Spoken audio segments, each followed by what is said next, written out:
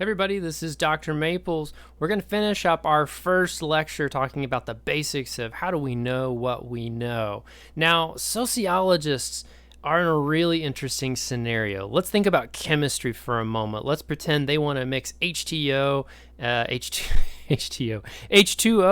with sodium or chlorine, and they know exactly what's going to happen because they can test that in a lab and they can say, oh, this is what happens. What is a sociologist's lab? Do you see the first big problem, in fact, with our relationship with hard sciences and science in general in sociology? Well, first off, our lab is society. In fact, there's been arguments about can we recreate society in a lab setting? Let's think about that for a moment. What would that look like? Let's pretend that I want to study how long people will wait in line at a Starbucks based on their average educational attainment. So I have a hypothesis that people with more years of education will wait in line longer at a Starbucks compared to those who have less years of education. Just a simple study I just threw together up on top of my head here. Now, let's pretend that I recreate in a giant warehouse a Starbucks, and I bring in actors to play Starbucks baristas, and I bring in people that I'm studying who are going to go about their daily life and get in line and order at the Starbucks. And I tell them, just behave as you would every day. Ignore the fact that this is really just a big warehouse and not a real Starbucks. And here's money to buy your coffee. Am I going to get the same results? Maybe.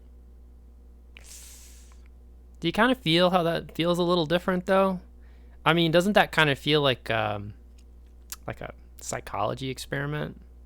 It kind of feels artificial, right? I mean, there's so many other things that could be happening in society. Like, there's other reasons you might get out of line. Maybe you get a text that one of your friends is waiting for you at another place. Or you get a text alert that says, oh my gosh, you're supposed to be in class right now. Or you get bored, or you have to go to the bathroom. We can't necessarily take those things into account if we try to pull society out of society and recreate it in a lab. As such, sociologists are fairly unique in that we've created some of our own methods, which have been accepted by other fields now, own methods of studying society. Now, I want to break them in two categories for starters, quantitative and qualitative. Quantitative methods focus on numbers. We want to describe things in percentages and counts and ratios and so forth. We like to count things, like 82% of students will get this question right on the exam. 34% of students will choose to wear shoes while watching the lecture. 87% of my students drink coffee. Not particularly sociological ideas, but nonetheless examples of quantitative methods. Qualitative methods focus on collecting words, ideas, and themes and more through listening to what other people say, or in some cases, simply observing them. Now, let's pretend that I'm doing interviews. I'm doing an interview, and I find that my respondents largely say that they support new policies at the university, but they also share certain concerns about that policy. Well, that's qualitative data. I could take quotes that they have. I could count people in some ways. I could theme or categorize what they've said about the policies. You know, maybe I find that a lot of people were concerned about a specific aspect of the policy.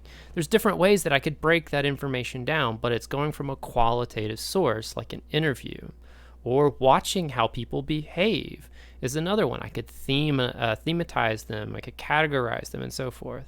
So quantitative and qualitative methods are very different. One thing I do want to say, because I know you talked to your previous friends in sociology, if you talk to students in previous semesters, they will note that this is a very quantitative class. Well, we made a decision in the spring that because we have Soc 232, it gives you a good quantitative background. We'll continue to do some quantitative research in this class. But because so many of our students want some of that qualitative experience of learning how to do things like observations and focus groups and interviews and content analysis, we're going to now include that in this class.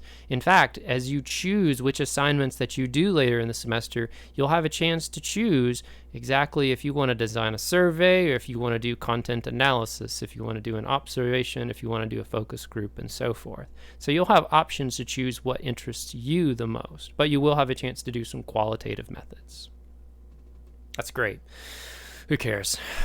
Yeah, I know. I get that. I get that a lot. In fact, I remember sitting in my intro sociology class years and years and years and years ago. It was, you don't even want to know how many years ago that was. It was, suffice to say, I don't think PlayStations existed quite yet. Or if they did, they were very new. And they're on the 5th one coming up this year. I was still playing a 16-bit Nintendo probably back then. Anyways, I grew up on Atari 2600s too, so look who's talking.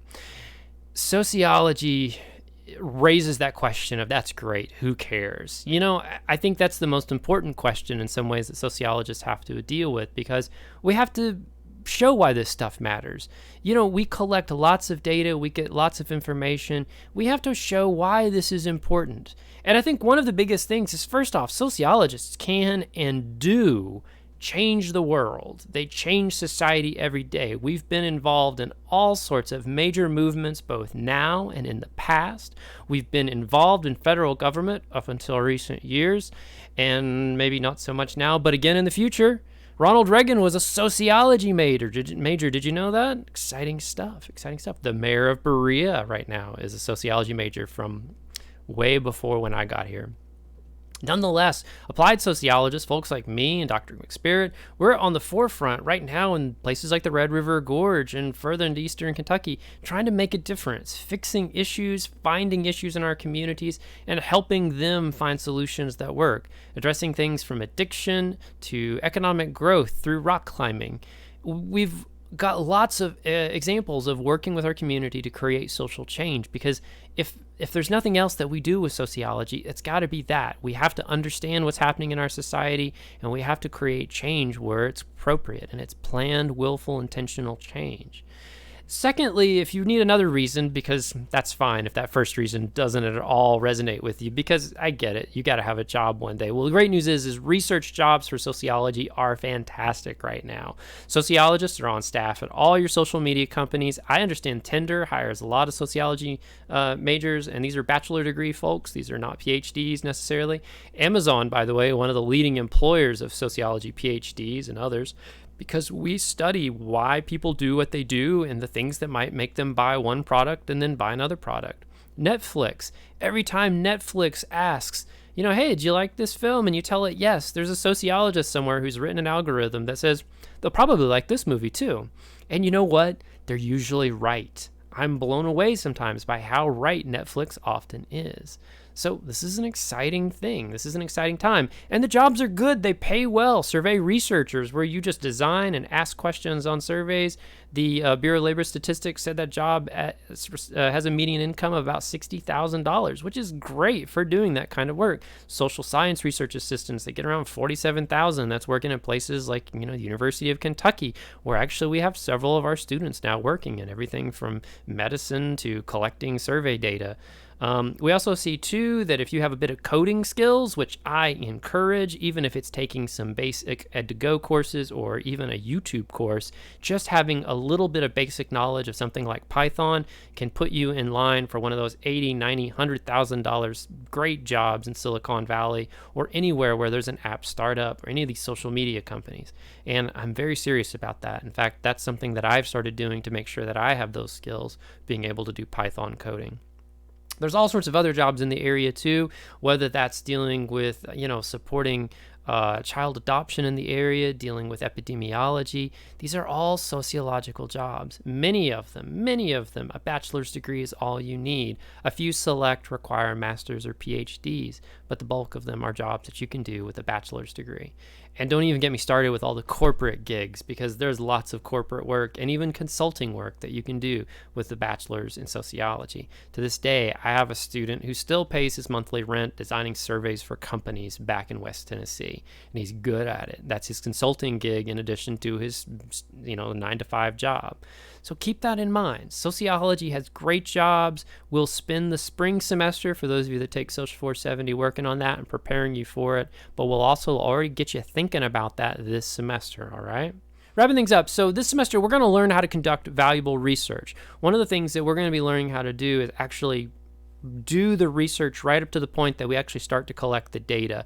We won't actually collect data to use. What we'll be doing is getting you through those processes. And we'll also wrap up the end of the semester learning to use secondary data, where we use data that I'm going to provide and do a very basic analysis using t-tests and descriptive statistics. And you have my word, I'm going to walk you through that step by step, hand by hand.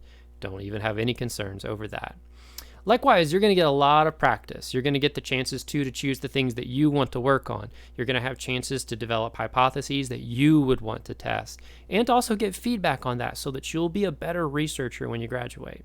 We're going to focus all semester on 4 things. I'm going to make sure at the end of this semester that without a doubt, if you were asked to do so, you could ask a sociological question, you could build testable hypotheses, you could select an appropriate method, and then you could use that method to answer your questions and test your hypotheses. We're going to make sure that you are pros at that.